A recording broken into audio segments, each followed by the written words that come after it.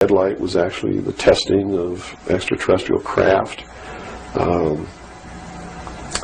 Project Plato was a diplomatic project. Pounce was the recovery of technology. Pluto was the application of that technology to our own secret space program, not the public space program. There are two different space programs.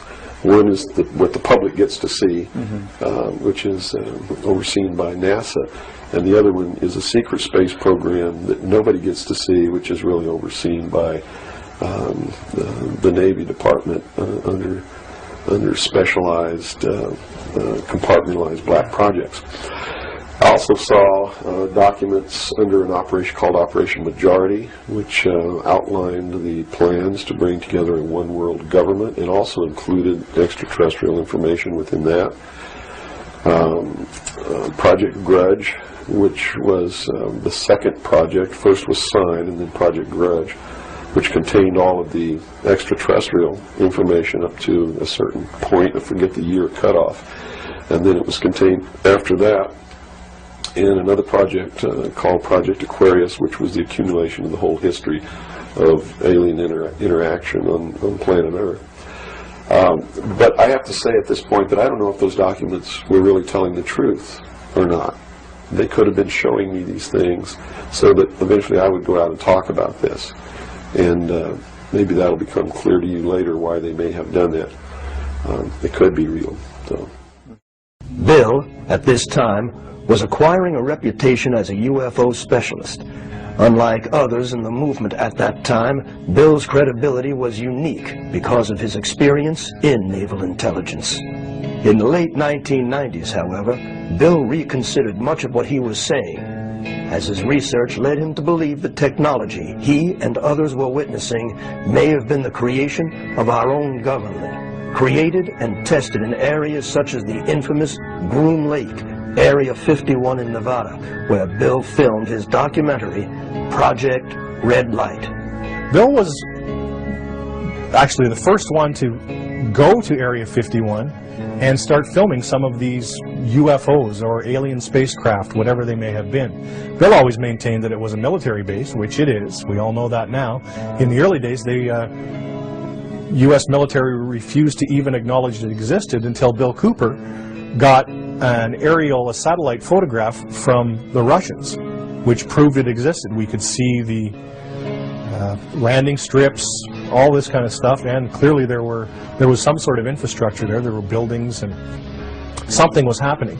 So Bill decided, for a number of years, was taking expeditions up to Area 51, and he would take people there, and maybe one night they wouldn't see anything at all, but most nights there was some UFO activity. Doyle Shamley, a Gulf War veteran and Army reservist, had paralleled Bill's quest for answers. The two met at a research conference Doyle had been arranging, and soon the two became tight research allies. Doyle would eventually leave the reserve and join Bill in Arizona to conduct full-time research up until Bill's death. Then he realized his research at the time was heavily with Lars Hansen and many of them in the UFO realm. And he realized that most of them, and a lot of them upon admittal, and I have the documents, admitted to working for, either in the past or still being on CIA payroll. And he exposed them heavily, speaking engagements, and accused them of falsifying facts, as they called them, to steer people away from an eventual finding out of all the facts and send them down all these wild goose chases. Now, in all the history of the world, folks, if we were really being visited by extraterrestrial life, don't you think we would have found one by now? Don't you think so? And how come the government always gets there first? It's podunk time. It's in the middle of nowhere. There's a farmer milking his cow, flying saucer crashes, and the government gets there before he can get from his cow to the crash site.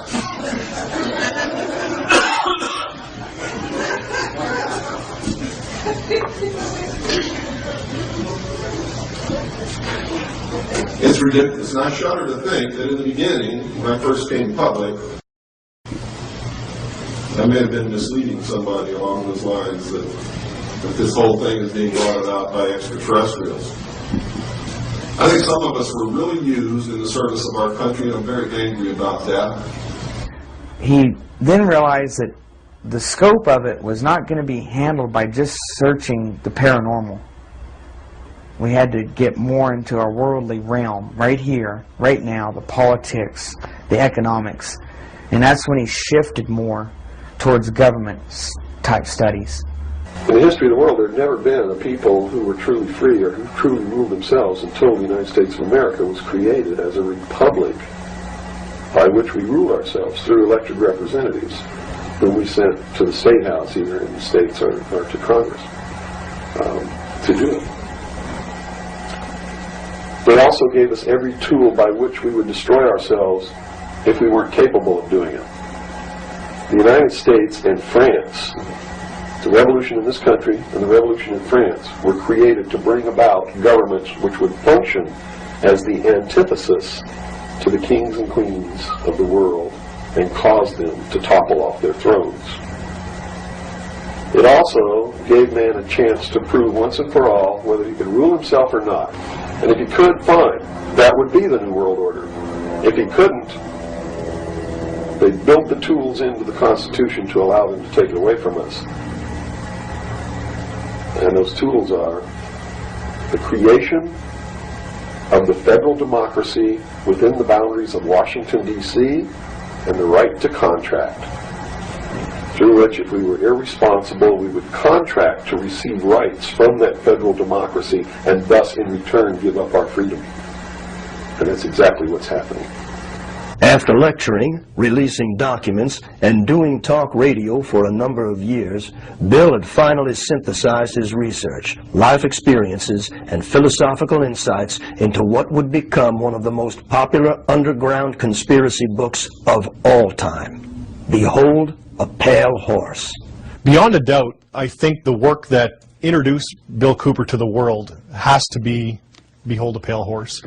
Now, Bill had released a lot of other documents and things, but up until 1991, when the book was published, self-funded, by the way, the book starts out with Bill describing himself, who Bill Cooper is. He was reared in an Air Force family, goes through his early childhood years up to when he came back from Vietnam, and then where he got all of this information that he was putting into his book and why he felt compelled that he had to release this information. This title is from the book of Revelations, because I have to tell you this, and you may think I'm nuts if you want to, but this is the truth. Either these men are following the book of Revelation, the book of Revelation as it is in the Bible. They're either following it, just like a plan, and bringing the prophecies in there to pass to manipulate and control those who believe in those prophecies and neutralize them, so to speak. In other words, if this is written in the Bible and God has ordained it, who am I to resist? It must come to pass, so I'm not going to try to stop it. Okay. What a perfect way to neutralize the opposition right off the bat. Or there really is a God, and what he said was going to come to pass is coming to pass. And I named this, Behold a Pale Horse, from chapter 13 of the book of Revelations. The fourth horseman of the apocalypse is the pale horse. And I looked, and behold a pale horse, and his name that sat upon him was Death. And hell followed with him, and power was given unto them over the fourth part of the earth, to kill with sword, and with hunger, and with the beasts of the earth. And that is taking place now today. The fourth horseman is riding across the world now. That's what AIDS is all about. That's what all these little brush fire wars all over the world are all about. That's what's happening. That's why cancer cures are suppressed. So it's not hidden at all. It's there for anybody who wants to look. And I get people who still come to me all the time and say, Bill, you're all wrong. It's the Jews. The Jews are subverting the world. Man, it's not the Jews. It's not the Catholics. It's not the blacks. It's these men who belong to the ancient mystery schools, who meet in secret and decide the fate of the world. And they belong to all different races and all different nationalities and all different religions to the public point of view. But in secret, it's a different story. Bill's second major contribution, and arguably his most compelling, was the 42 hours worth of dedicated broadcasts into the history, origins, and agendas of secret societies. The series was simply called Mystery Babylon, and began with an interpretation of the Stanley Kubrick classic 2001, A Space Odyssey. To simplify, I guess we could say that Bill took us on a journey through the language, religion, and symbology of the elite, the power structure. What do these people believe? He started out with something modern and then took us way back into the ancient texts of the mystery schools, ancient Egypt, some of the beliefs and mythology of ancient Egypt, tons and tons of Masonic works and other mystery texts.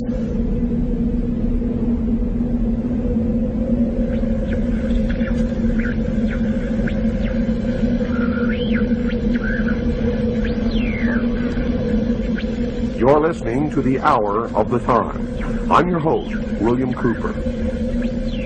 Tonight, ladies and gentlemen, we begin the origin, the history, the dogma, and the identity of the ancient mystery religions which are now known as the mystery schools, the Order of the Quest, Freemasonry, the ancient Order of the Rose and Cross, the Knights Templar, the Sovereign and Military Order of the Knights of Malta, the Order of St. John of Jerusalem, the Priory de Sion, the Thule Society, or sometimes known as the Thule Society, the Order, the Skull and Bones, the Russell Trust, the Jason Society, the Scroll and Key, the Illuminati, and I could go on and on and on and on. But the most important thing to realize is that they all have been collectively known throughout the ages as the mystery schools,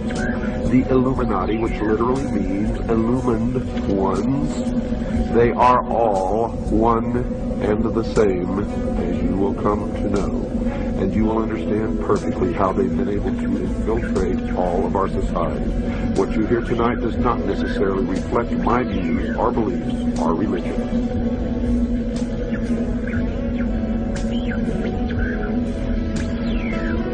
They have ruled from the shadows, you see. And they call themselves the guardians of the secrets of the ages. And their first religion was called astrotheology, or the worship of the heavens. And their first object of worship was the sun. The second object of worship was the moon. And everywhere you see the mystery schools or the mystery religion, you will see the symbols of the sun and the moon, also known as Osiris and Isis. For in the religion of the mystery schools, they believed that man was held prisoner in the Garden of Eden by an unjust and vindictive God. And that man was not told by this unjust and vindictive God that he could have the same power. And man was set free from the bonds of ignorance by Lucifer through his agent Satan, and many believe that the two are the same. And that's okay, because maybe they are. And that through the gift of intellect, man himself will become God. Now, for those of you who understand what I am imparting to you now, you may not even have to listen any farther, for it explains everything that has ever happened in the history of man, and everything that is happening now, and all that is to happen in the future.